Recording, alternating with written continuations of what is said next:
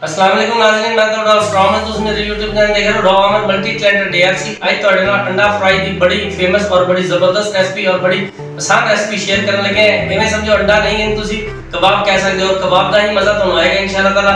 और बड़ी सस्ती और अच्छी रेसिपी है, लाजमी ट्राई करना। अच्छी लगे दोस्तों ने शेयर करना, बेल आइकन का बटन दबा लेना ताकि लेटेस्ट वीडियो जल्दी जल्दी ਤੁਹਾਨੂੰ मिलती रहे। चैनल सब्सक्राइब करना ना भूलना।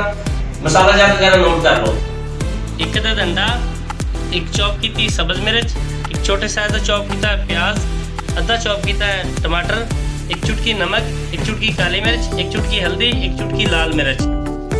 बनाना शुरू करते हैं जी। मसाला जात सब तो पहले अंडे के अंदर ऐड करांगे ताकि इन्हां दी गुटलियां वगैरह नहीं बननियां। अगर मसाला जात बाद ऐड करोगे तो गुटली बन जाती मसाले की। चीज़ों का खास ख्याल रखा करो, रेसिपियाँ अच्छी बनदियां। एक चम्मच सब्ज़ मिर्च ऐड करांगे फुल भर के, ज़बरदस्त। प्याज तकरीबन 3 चम्मच के बराबर है, फुल बड़े 3 चम्मच भर के ऐड कर देवांगे। लो जी ज़बरदस्त। बस थोड़ा 1 चम्मच ही बचा सी ऐड कर देता है।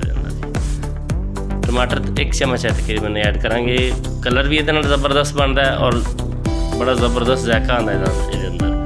कोई भी चीज़ स्किप नहीं करनी, इसी तरह बनाना इंशाल्लाह ताला बड़ा मज़ा आएगा। अच्छी तरीके से हल करना है।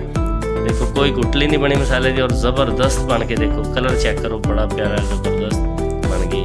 एक बार लाजमी ट्राई करना, बहुत फेमस है माशाल्लाह। बनाना शुरू कर दें जी।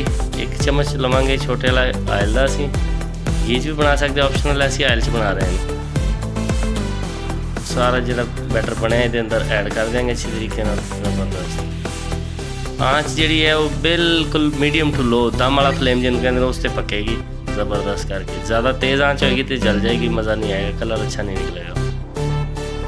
और ये अंदर प्याज है, थोड़ा टाइम चाहिए अंदर पकने लिए, इस वास्ते देखो तो बिल्कुल बराबर कर देंगे, कलर अच्छा निकलेगा इसमें ज़बरदस्त। देखिए आँच बिल्कुल लो है, लेकिन 1 मिनट बाद देखो तवे खुद ही उन्हें छोड़ देता है, थोड़ा घुमा देता है इस वास्ते कि कोई साइड कच्ची ना रह जाए, ताकि इन तब्दील कर दें, साइड टुट ना जाए साड़ी आमलेट जी।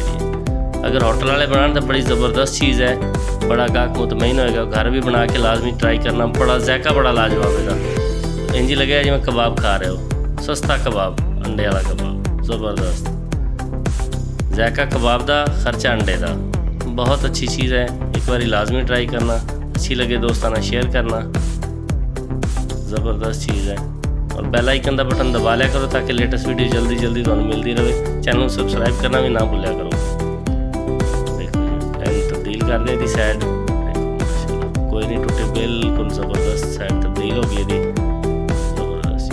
1 मिनट उस साइड तो पकाया, 30 सेकंड लिए उन्हें साइड में पकावांगे, बिल्कुल ज़बरदस्त पक के तैयार हो जाएगी। कलर बड़ा लाजवाब, बड़ी ज़बरदस्त चीज़ बनेगी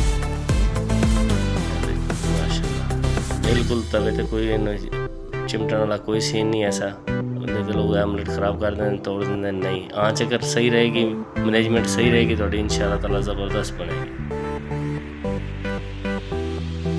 ज़बरदस्त। 30 सेकंड हो गए ने, साइड चेंज कर दें। देखो माशाल्लाह खूबसूरती चेक करो, यदि कलर चेक करो, आ रहा है ना मुँह चो पानी, ज़बरदस्त चीज़ बन गई है, ज़बरदस्त।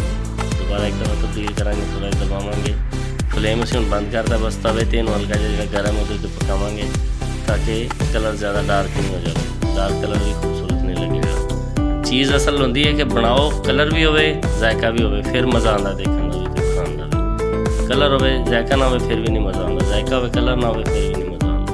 देखो माशाल्लाह ज़बरदस्त बन के तैयार है। देखो ये कबाब का कबाब ही है, ज़बरदस्त जायका बड़ा प्यारा है, लाजमी देखना। अच्छी लगे दोस्तों ने शेयर करना। वीडियो देखने का शुक्रिया। मिलते हैं एक न्यू वीडियो। अल्लाह हाफिज़।